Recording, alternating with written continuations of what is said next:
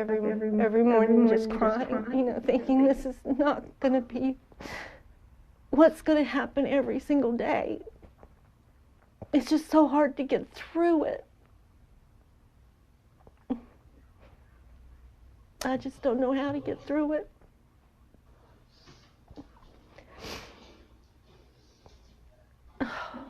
Tell me about his childhood. Did he play sports? Was he in scouts? What kinds of things did Yes, did he do? played sports. He played sports from the time he was 5 years old up until he was 17. And he was in basketball, he was in baseball, he was in football, and loved NASCAR. He and his dad went to the NASCAR races all the time. Loved sports, and he was a good kid. Had two best friends, and that's who he grew up with, and still are friends with them today. And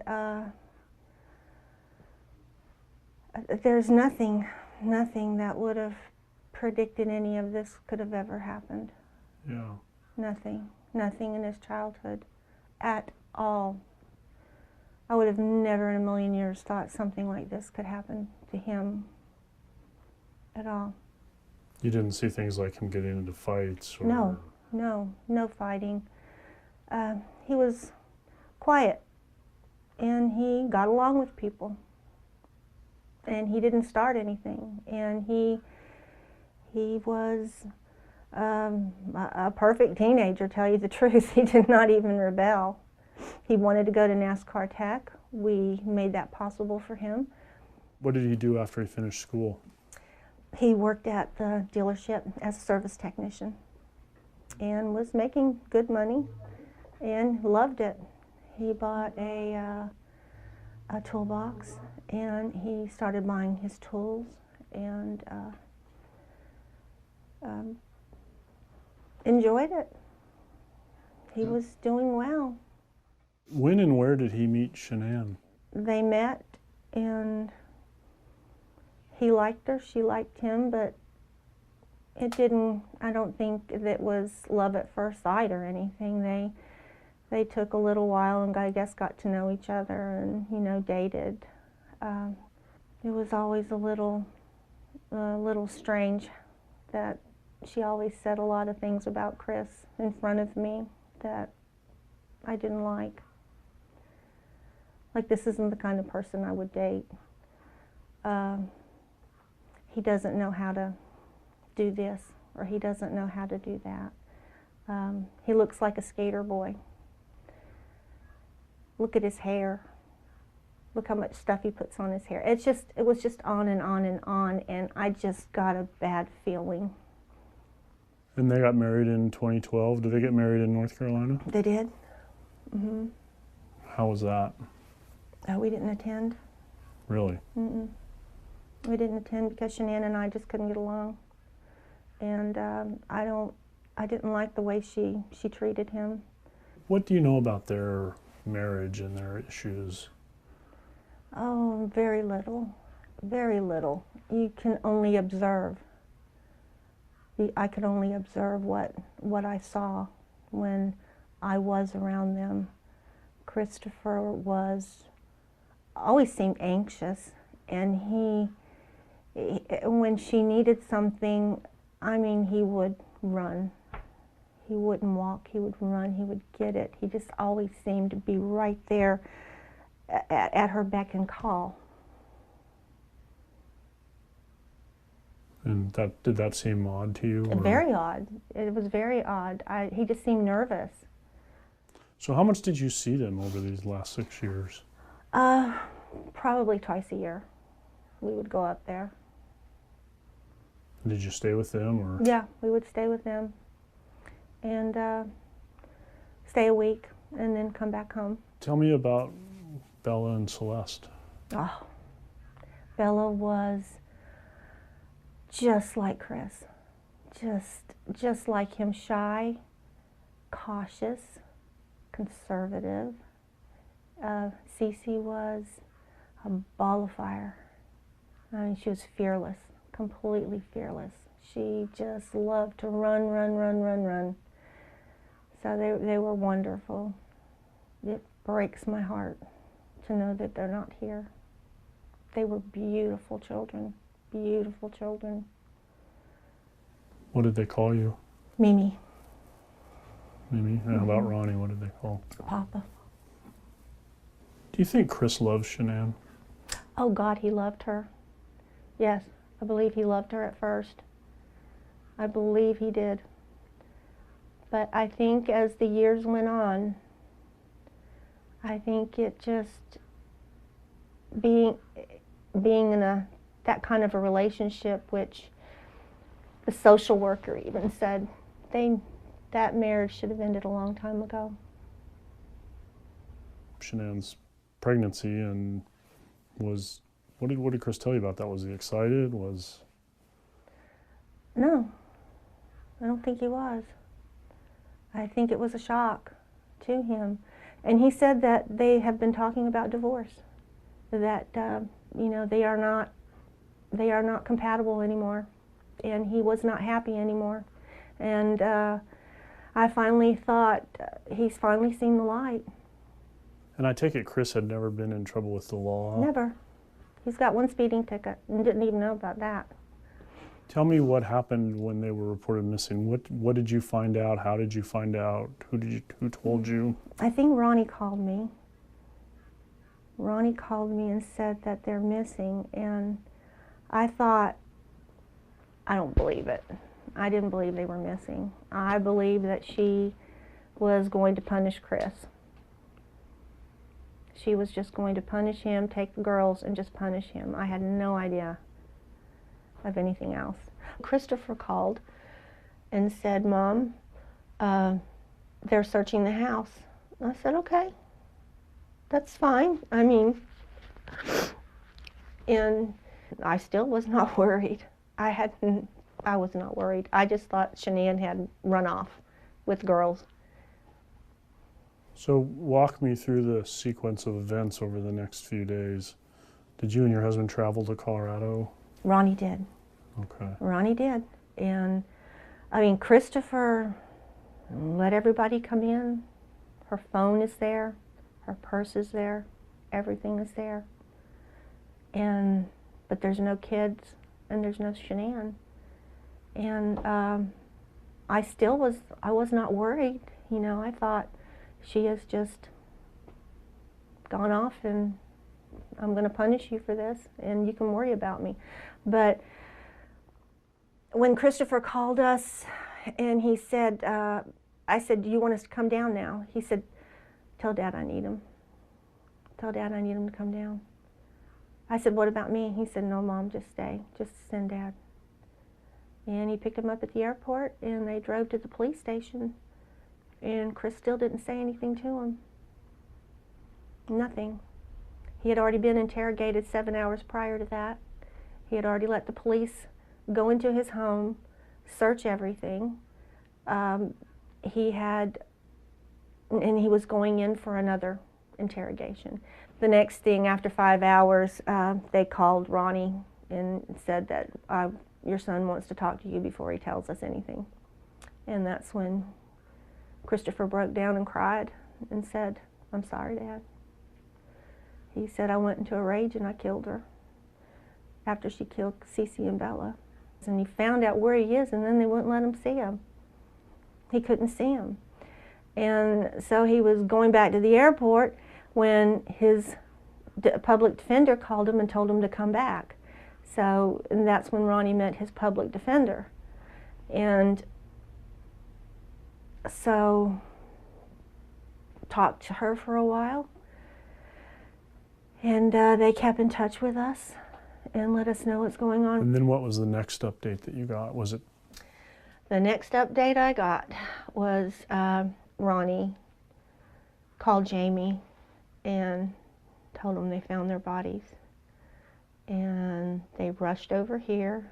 Nobody told me anything until they walked through the door. And they told me what happened, and I just fell to the floor. I just fell to the floor. It was unbelievable. And it's been unbelievable ever since. And What did his attorneys tell you about contact with him, starting with his None. arrest? No contact. Everything is recorded. No contact. No letter writing. I didn't see the harm in the letters. Hi son, love you, keep fighting. We are here to support you. What is wrong with that? What can the DA do about letters like this? Why couldn't we just write him a letter? We did what we were told to do. When they called us to tell us that Chris was thinking of a plea, that he wanted to speak to us about it. And when we got down there, it was a lie. They wouldn't let us talk to him about anything. And then we had to talk to him through a screen and a phone. And he just looked, he was crying. I mean, he wasn't crying. You could see the movement in his mouth that when I talked about Bella and I talked about Cece and the memorial service that we had for them. And he asked what pictures did we use, and what was the song. You can see how he was trying to hold back tears. What day was that? Do you remember? Well, we flew in on that Monday. We flew in on Monday, and we saw him Monday night, and then the plea deal was on Tuesday. So Monday night was when you wanted to talk to him about Yes, and we weren't allowed. And it would have helped us so much to be able to talk to him. I wouldn't have to go through all this now. Everything just seems to be shrouded in secrecy. And just tell us what is going on. Let us ask Chris if it's okay if you talk to us. I just don't like the way it was handled from the very beginning. I don't like the way it was handled. I want to save your life, that's all. We're just here, we're going to save his life. We want him to get life in prison. It was like they already knew he was guilty. And this was the end of it. Were you worried about the death penalty being a possibility? No, I didn't care about the death penalty. Nobody's going to die in Colorado. I don't think anyone has, one person? And Colorado is changing. So people stay on death row forever. There was I think you'd be safer on death row. And her parents said they didn't want any more death. So I don't see how the death penalty could have mattered. All I want is the truth. I just want the truth. That's it. And I know Chris, he would take responsibility. And I guess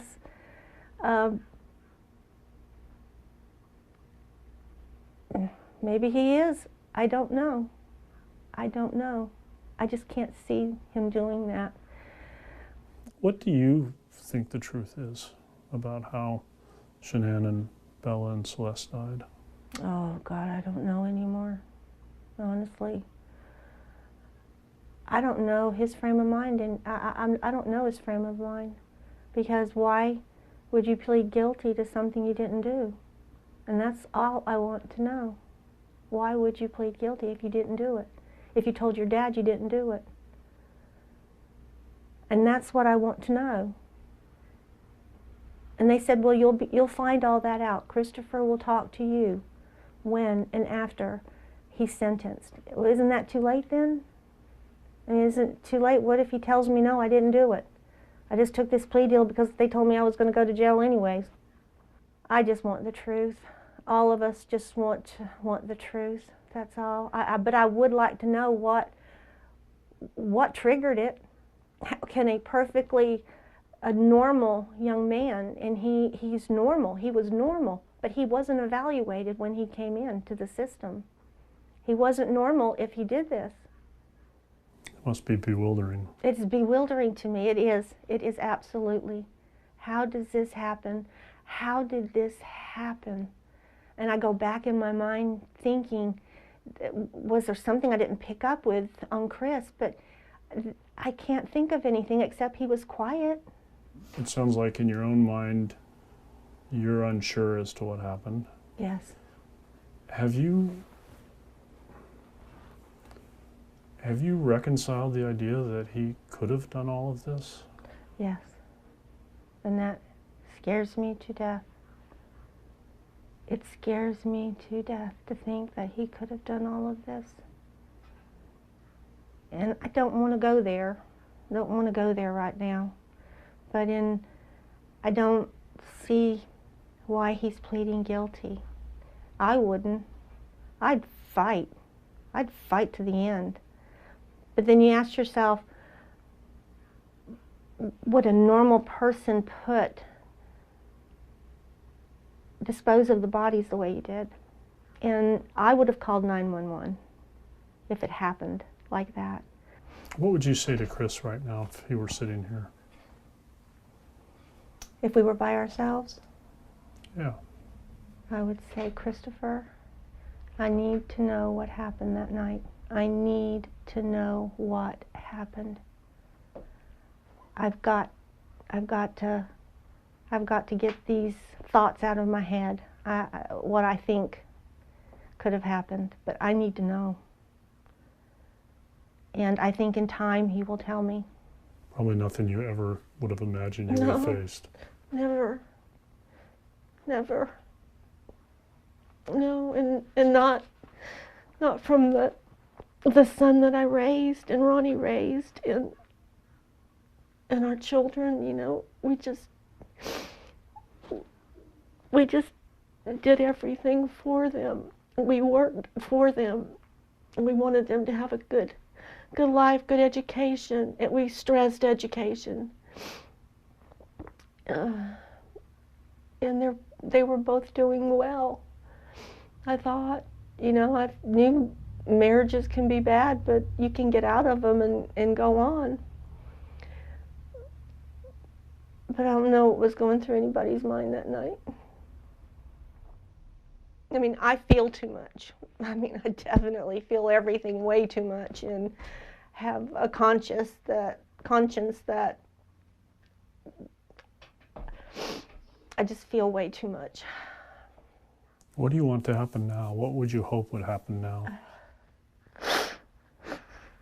Well, I want Chris to have his day in court. I mean, I need to know.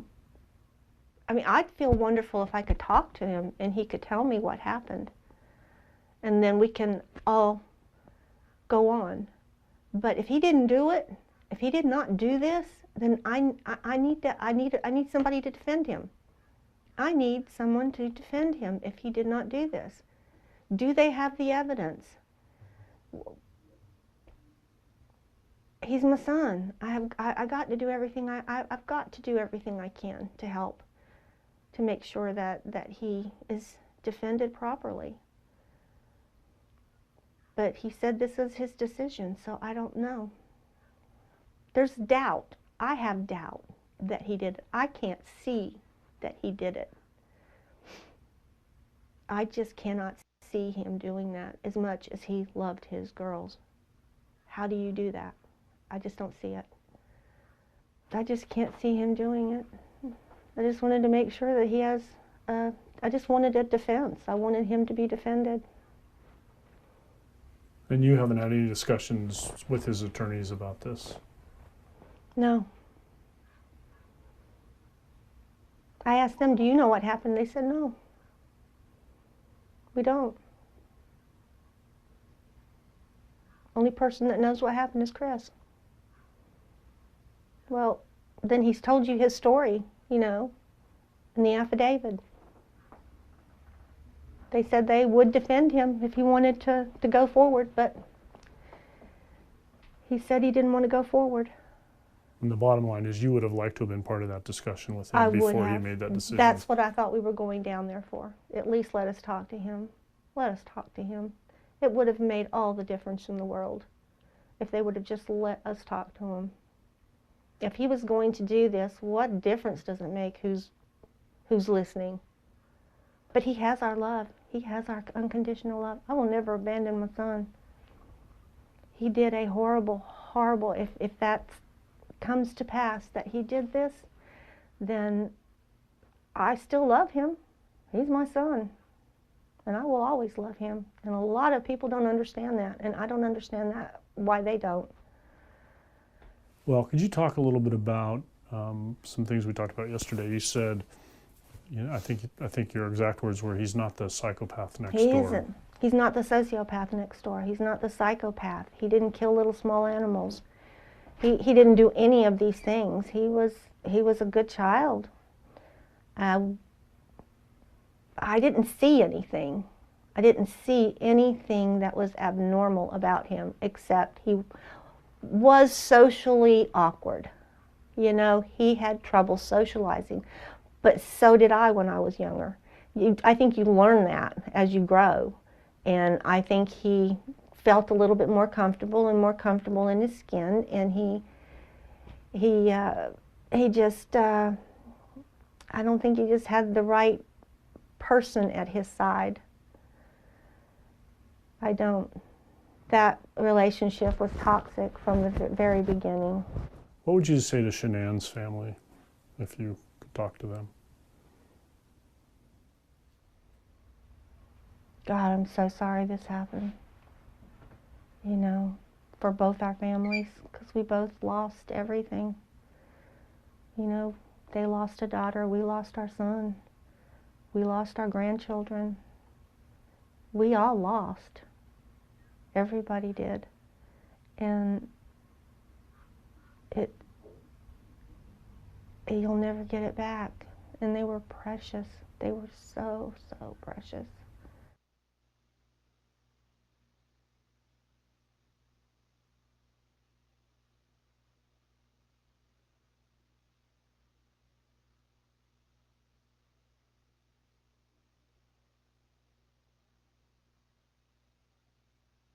Hey, what's up, my friend Calic and I here. And in a moment, I'm going to step into my office here at my home and pull out my computer and show you exactly, how it is that I went from barely scraping by working in a coffee shop to creating a life that I love, that revolves around the things that I'm passionate about. Before we get into that though,